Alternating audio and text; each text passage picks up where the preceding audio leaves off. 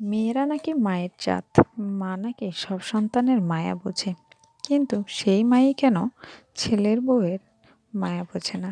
কেন তারা নিজের মেয়েকে ভালোবাসলেও অন্যের মেয়েকে চোখের বালি মনে করে? আসসালামু আলাইকুম এভরিওয়ান, কেমন আছেন সবাই?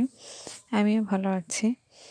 তো আজকে চলে এসেছি আপনাদের সামনে আমার গাছের সব সবজি তরকারি নিয়ে, যা আপনাদের আমার মাটির চুলায় রান্না সহ ভাত তরকারি সব রান্না করে দেখাবো। তো দেখতেই পেলেন প্রথমে আমি কিন্তু ভাত তরকারি কীভাবে রান্না করেছি, এবং এই যে পেঁয়াজটা তেলানির জন্য দিয়েছি, যেহেতু আমি আমার ভাজিটা করে নেব, সেই কারণে আমার ভাজিটা এদিকে আমি রান্না করেছি আলু বেগুন ঘাটি। এটা আমি তেলে দিব, এই জন্য আমি ফোড়নটা ভেজে নিয়েছি। ফোড়নটা ভেজে নিয়ে আমি তেলে দিয়ে দেব। এই সুযোগে আমি আমার শিম আলু সিদ্ধ করতে বসিয়ে দেব।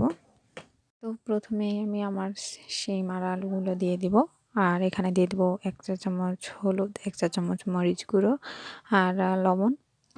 এরপর যখন সিদ্ধ ফুটে আসবে পানিটা, বা একটু হালকা হালকা সিদ্ধ হবে, তখন দিয়ে দিব বেগুন, কারণ বেগুনটা যেহেতু তাড়াতাড়ি সিদ্ধ হয়, সেই কারণে আমি বেগুনটা পরে দিব। এভাবে আমি সিদ্ধ করে নেওয়ার পর তেলে দিয়ে ভেজে নিব। তো আমার মনে হয় সব আপুরাই প্রায় ভাজিটা রান্না করতে পারেন, আর আমার মনে হয় যে আমার চাইতেও তারা অনেক ভালো জানেন। তো প্রত্যেকটা আমার ভিডিওতেই আমি বলি যে আমার অনেক ভুল ত্রুটি হয়, আর অবশ্যই আমার ভুল ত্রুটিগুলো ধরিয়ে দেওয়ার জন্য বলি। তো এই ভিডিওতেও আমি বলবো যে আমার যদি ভুল ত্রুটি হয় তো অবশ্যই আমাকে ক্ষমা করবেন, এবং কমেন্টে জানাবেন যে এখানে আমার ভুল ত্রুটি হচ্ছে। তো অবশ্যই আমার চ্যানেলটির পাশে থাকবেন এবং সাবস্ক্রাইব করে দিবেন, লাইক করে আমার পাশেই থাকবেন। ধন্যবাদ সবাইকে।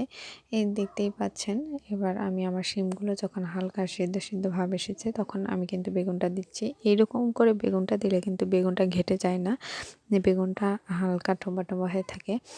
তো এই সাইডে আমি আমার একটা কচি কুমড়ো নিয়েছি। এই কুমড়োটা আমি গোল গোল পিস করে কেটে নিব। যেহেতু আমি একাই ভিডিও করি, সেহেতু আপনাদের ছেলাটা দেখাচ্ছি না। এটা হালকা পুরোভাবে আপনারা ছিলবেন, যাতে সবুজ সবুজটাও থাকে। এটা কিন্তু অনেক কচি, আর এটা কিন্তু খেতেও কিন্তু অনেক মজা। এই সাইডে আমি আমার ভাজিটা তেলে দিয়ে দিব। আর এর একটাই ভালো লাগে যে শিমের সময় শিম বেগুন দিয়ে ভাজি করলে কিন্তু অনেক দারুণ, অনেক মজা লাগে গরম ভাত দিয়ে খেলে।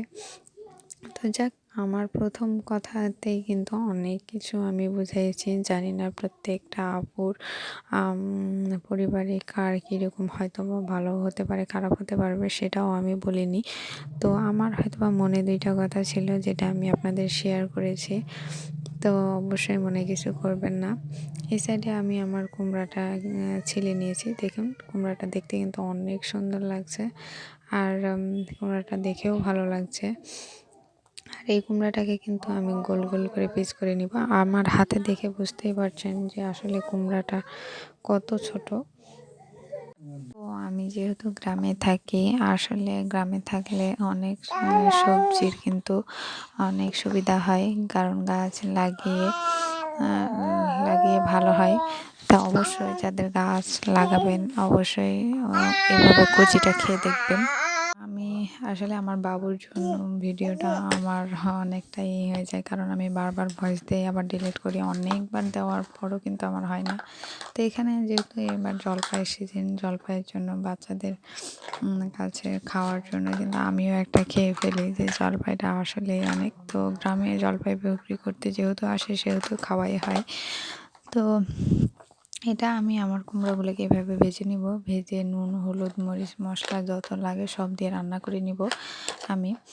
তো অবশ্যই আপনাদের যাদের গাছ আছে, কুমড়ো গাছ, তারা অবশ্যই এইভাবে একবার রান্না করে দেখবেন। আসলে অনেক মজার হয়, কারণ এটা আমি প্রথমবার রান্না করেছি, তবুও আমি নাম পেয়েছি। কারণ আমি একটা কী জিনিস, যে আমি কোনো তরকারি রান্না করলে বা যে কোনো একটা জিনিস রান্না করে কেউ যদি ভালো বলে, তাহলে সেটাতে আমার খুব ভালো লাগে।